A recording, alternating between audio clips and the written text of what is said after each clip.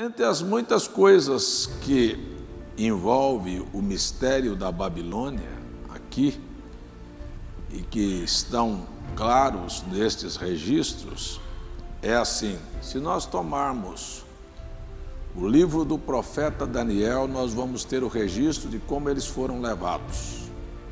Primeiro, levaram os jovens inteligentes que tinham habilidades. Eu quero dizer para você que se tem uma coisa que o diabo não gosta, é de gente que tenha habilidade.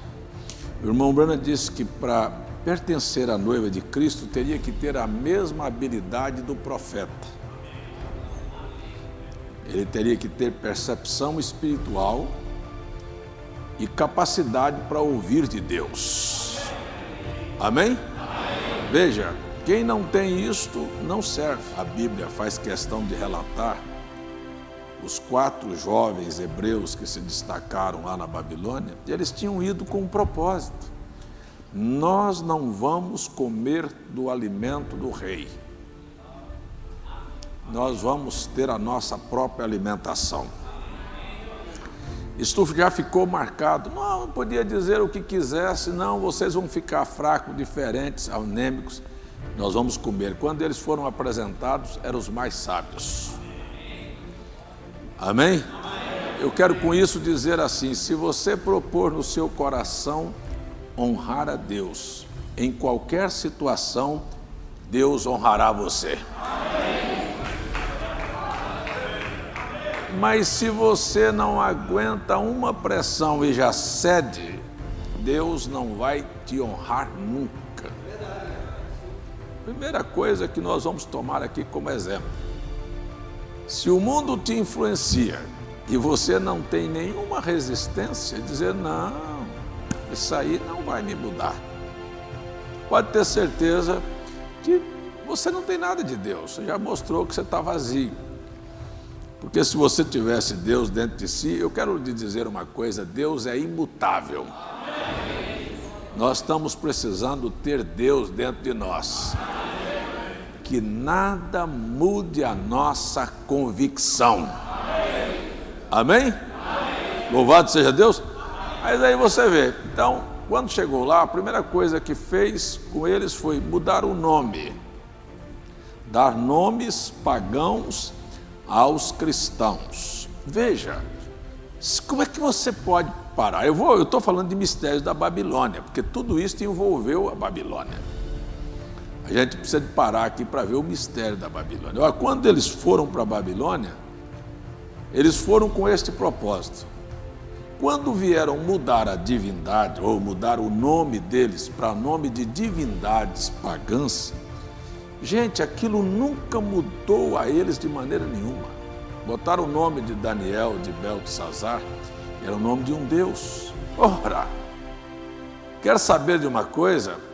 Você olha agora qualquer estudante de teologia do mundo, eles não têm cabeça para refutar a doutrina da Trindade, não têm cabeça para refutar Natal, não têm cabeça para refutar Páscoa. Qualquer nome que se dá à divindade, é paganismo, eles já abraçaram. Eles se curvam àquilo. Você chega numa pessoa intelectual, sabe qual é o argumento que eu vi um grande pregador, um grande teólogo dizer? Olha, um dos maiores teólogos do século XVII disse: se você for estudar a Trindade, você vai ficar doido. Se você tentar entender a Trindade, a sua alma vai para o inferno.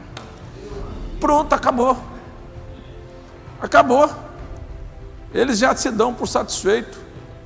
Mas quando você vai, este é o argumento de Deus? Não. Aí quando você vai para a Bíblia, Paulo nunca falou em Trindade, mas falou do mistério de Deus, que é Espírito se encarnando.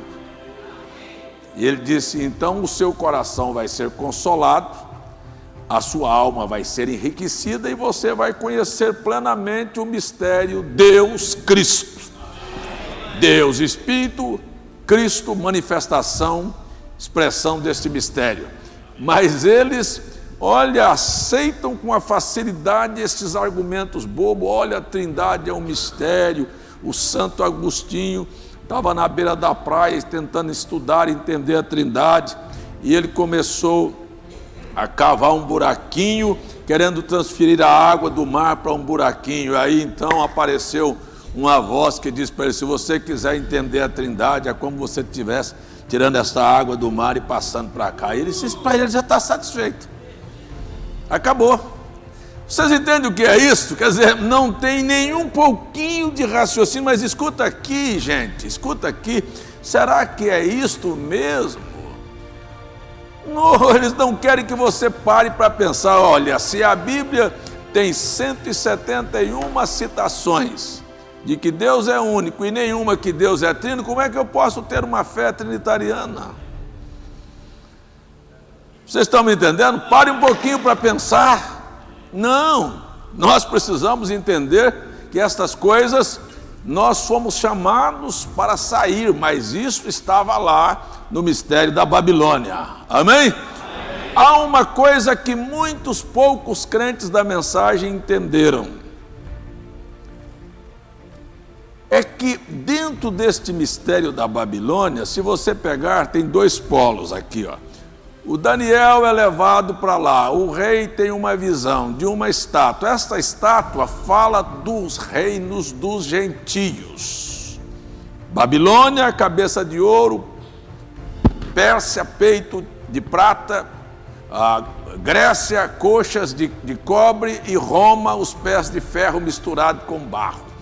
Este império gentio, ele vai até que uma pedra seja cortada sem auxílio de mão da montanha para esmiuçar esta estátua, fazer passar o reino dos gentios e estabelecer o reino de nosso Senhor Jesus Cristo. Ninguém soube decifrar este sonho do rei Nabucodonosor. Ninguém soube, mas tinha um profeta, era o Daniel. E este Daniel sabia que ele não seria capaz, mas que Deus lhe daria entendimento para abrir aquele mistério. Vocês entendem o que eu estou dizendo? Ainda que ele próprio não saberia como ia terminar, porque ele disse assim: eu vi, mas não entendi. E o anjo disse: sela, porque isto só será revelado no tempo do fim. Louvado seja Deus. Veja, preste atenção que Deus está escrevendo uma profecia. Daqui um pouco você vai ver que isto se tornou tão brilhante que a próxima coisa que nós temos é a construção de uma estátua. E se não fosse o profeta William Branham, nós íamos passar batido nisso. O profeta William Branham veio e disse: vocês sabem do que eles construíram ali? Construíram uma estátua do próprio Daniel, porque já tinham dado a Daniel o nome da divindade. E agora Daniel se tornou o Deus da Babilônia.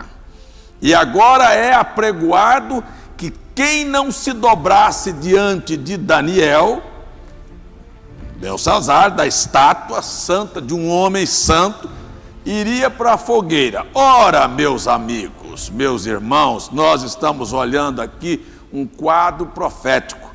O diabo sempre quis desvirtuar a adoração, desviar a adoração, porque só Deus é digno de ser adorado. Só Deus. Louvado seja o nome do Senhor. A próxima coisa que você vai ver é que há uma pressão do diabo. Nós estamos num culto de oração, para que o próprio Daniel não orasse. Agora eu quero dizer uma coisa para vocês, que a maioria dos crentes deixam de orar por causa de uma pressão produzida pelo mistério da Babilônia. Você está pensando que mistério da Babilônia não é só a igreja católica? Mistério da Babilônia, você vai ver que se esconde dentro deste mistério o materialismo, a ocupação pelas coisas materiais, sabe? Que também quer roubar de você, sobre uma pressão terrível. Mas eu quero dizer a você que os crentes gostam e querem ter a presença sobrenatural de Deus na vida deles, mas abandonaram, por causa da pressão, a vida de oração. Ora, os milagres só aconteceram no ministério do irmão Branham porque ele orava. E olha, milagres e maravilhas só vai acontecer na casa de quem está buscando, porque quem está pedindo é porque crê, e quem está esperando vai receber. Você está pensando que o que aconteceu lá na Babilônia não é o que está acontecendo hoje? Há um desânimo terrível na terra para que as pessoas não orem. Eu quero dizer, não orem. Eu quero dizer, não orem. Você sabe o que é orar? Orar não é ajoelhar para fazer de conta que orou, não. Orar é parar, é se entregar, é se render, é reconhecer, é pedir, é ter fé, é esperar, é ter paciência. Isso chama-se de oração.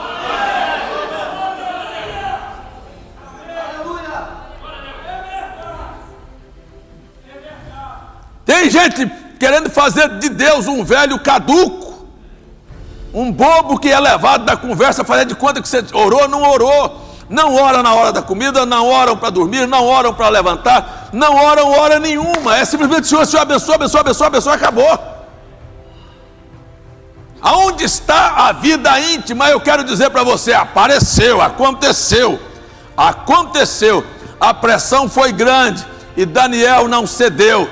Ele estava lá 3 vezes por dia, fazendo o que fora dito por Salomão na dedicação do templo. Eles estavam fora, mas ainda se lembrava das bandas de Jerusalém. E diz a palavra que quando eles, mesmo que tivessem sido levados presos pelos inimigos, leia na sua Bíblia, primeiro livro de Reis, capítulo 8, capítulo 9, você vai ver, e virassem para a banda daquela casa, e reconhecessem que tinham falhado, então Deus ouviria do céu as orações, perdoaria o pecado e restauraria aquele povo. Daniel não abriu mão, mesmo que você tenha falhado, levante as suas mãos para os céus, clame a misericórdia de Deus. Deus não se esquecerá da sua promessa.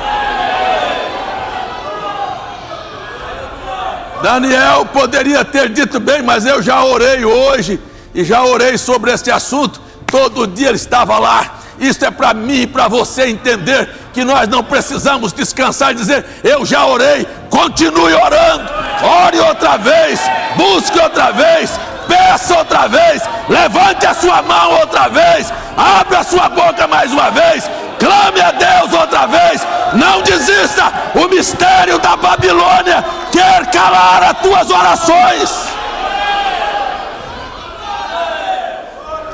Estão pensando que mistério da Babilônia é o quê? Isso era a ação que aconteceu na Babilônia. Se você quer saber o que é sair da Babilônia, então você tem que ver o que estava acontecendo lá dentro.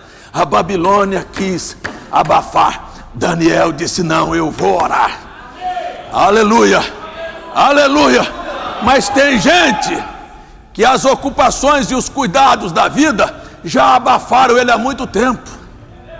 Ele não se lembra mais, ele não tem tempo mais, ele não tem coragem mais de orar, ele perdeu a fé, ele acha que Deus está longe, que Deus não está ouvindo, que o céu está fechado. Não, a palavra é enfática. Deus já previu que estas coisas haveriam de acontecer, e o Daniel continuou orando, e quem quer ver sinais, e quem quer ver o sobrenatural, e quem quer ter a intervenção divina, e quem quer a presença do anjo, e quem quer a coluna de fogo, e quem quer ver boca de leão fechada,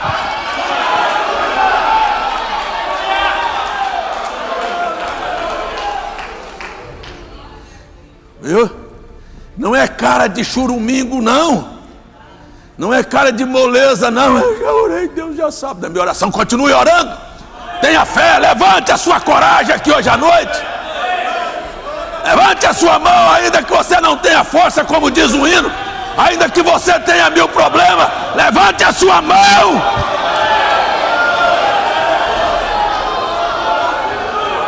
Tem muita gente Tem muita gente que já deixou o diabo descobrir que você não tem força. Tem muita gente que já deixou o diabo. Não, tem uns que falam abertamente com a boca: pastor, eu estou numa fraqueza, eu estou numa frieza. O diabo diz: aí ó, é assim mesmo que eu quero ele. Já confessou que ele está fracassado. Pode jogar o Daniel na cova. Ou seja, Deus não vai impedir que você chegue ao limite máximo. Olha, o limite máximo para Daniel era a cova dos leões. E você não quer ir ao seu limite máximo.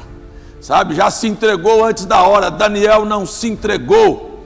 Você me ouviu? Daniel não se entregou. Deus estava escrevendo uma profecia nesta história, que haverá pessoas que oram e não se entregam e vão até o limite. Aleluia! Se você olhar na Bíblia, os jovens hebreus tinham o mesmo calibre. Eles oraram a noite toda e disseram: o nosso Deus pode. O seu pode? O seu pode te livrar. O seu Deus pode resolver. O seu Deus pode mudar a situação.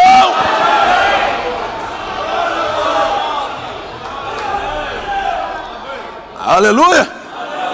Disse: se ele não nos livrar, olha, dobrar nós não vamos dobrar não. Eu vou descer, como diz assim, eu vou até o final. Eu não vou me dobrar. Não dobraram. Daniel também não se calou. Qual é o limite? É a boca do leão. Eu vou lá. Os jovens hebreus foram livres da fornalha. E o Daniel foi livre da boca do leão. Sabe por quê? Por uma coisa que muito crente perdeu, que se chama perseverança.